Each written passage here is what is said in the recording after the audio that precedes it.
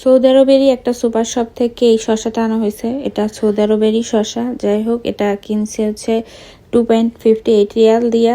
এটা 4 রিয়াল করে কেজি এবং 600 গ্রামের মতো আনছি। এজন্য হচ্ছে প্রায় 90 টাকার মতো আমাদের পড়ছে বাংলাদেশি টাকার। এই যে দেখেন, একদম ডিপ সবুজ সৌদি আরবের এই শসাগুলা। তবে আমাদের বাংলাদেশের শসাগুলো এত সবুজ না, একটু হালকা সবুজ। এটা দিয়েই আমি এত মজাদার একটা নাস্তা তৈরি করব।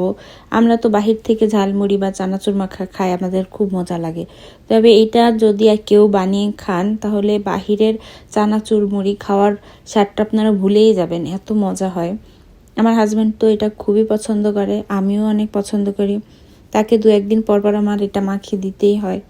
একটু বেশি করে পেঁয়াজ কেটে নিলাম, একটু কাঁচামরিচ কাটবো, 2টা কাঁচামরিচ, টমেটো, শসা, ধনেপাতা, এগুলো সব কিছুই আমি দিব। যেটা আমি মাখাবো, এর আগে কখনো কেউ মাখাইছেন কিনা আমি জানি না, বা এভাবে কেউ খেয়েছেন কিনা। তবে আমি সবসময় এভাবে মাখাই, আর আমার কাছে এবং আমার হাজব্যান্ডের কাছে, সবার কাছে এটা খুবই মজা লাগে।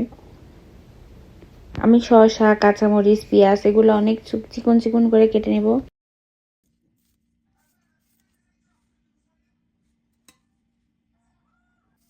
ভালো করে খেয়াল করলে বুঝতে পারবেন। দেখেন, কাঁচামরিচই শুধু 2টা নিছি, কিন্তু পেঁয়াজ, শসা, টমেটো এগুলা প্রায় সমপরিমাণ নিছি। আর এই সালাদগুলা বেশি নিলে এটা খেতে বেশি মজা হয়।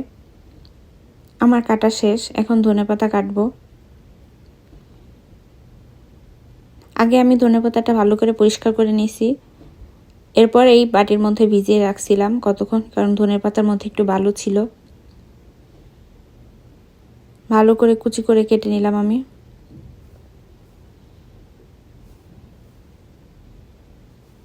কাটা শেষ আমার। উপকরণগুলো দেখুন। এখন আমি একটু মাখিয়ে ফেলবো।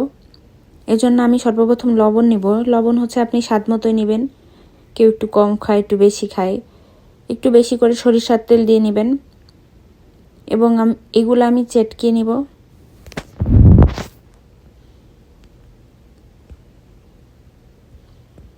দেখুন, মরিচ, পেঁয়াজ, টমেটো এবং সর্বশেষ ধনেপাতা সবগুলো আমি ভালো করে চেটকাই নিচ্ছি।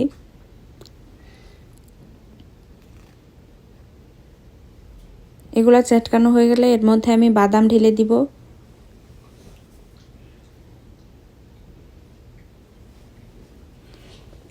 এর সাথে আমি আবার চানাচুরও দিব।